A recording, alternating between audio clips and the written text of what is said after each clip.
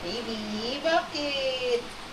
Buds, gusto niya na dumedi. Gusto nga dumedi, nakagalit na siya, oh. Ay, ay, Stretch siya eh. ay. Good afternoon. Hello. Sino ba ito? Parang iba yung boses sa naririnig ko araw-araw. Sabi niya, ninakaw yata ako ah. Parang kinuha na ako, ah. Buds, yung itsura daw na anak mo, tignan mo na. Una tanggal eh. Kaya nga, nag-ano na siya, nakagrap-grap na siya, oh. Tatanggal yung mga ano niya kasi sobrang Ito na pala yung... Tagal Ito na yung pala yung niya. medyas mo, nahubo ko na Medyas eh. niya. malaking medyas niya ngayon eh. Natanggal na pala eh.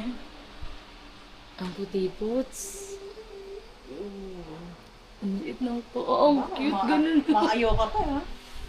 Ano Ay. Sabi niya, ano ba tinagawa niyo? Dami-dami ng mga ano. Ang dami-dami ng dugo. Ay, gaganon na nga siya. Ang buot Yun, ko Ang dami na. naman ng buko. Ito na ba? Ayan na nga, sabi.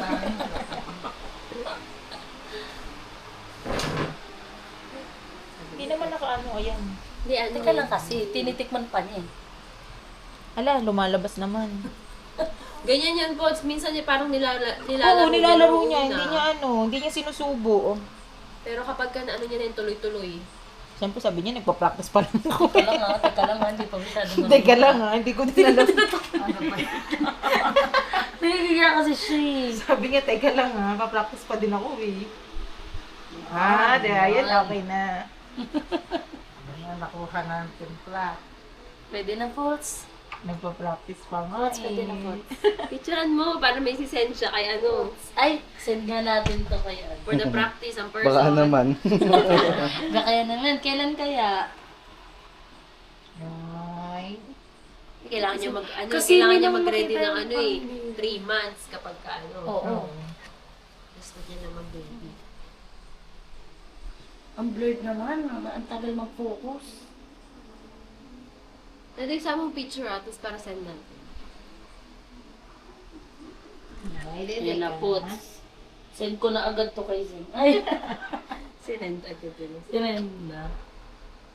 Ang bilis niya din dumedi, oh.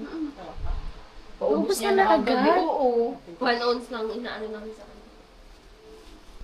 Grabe, ang lakas din talaga.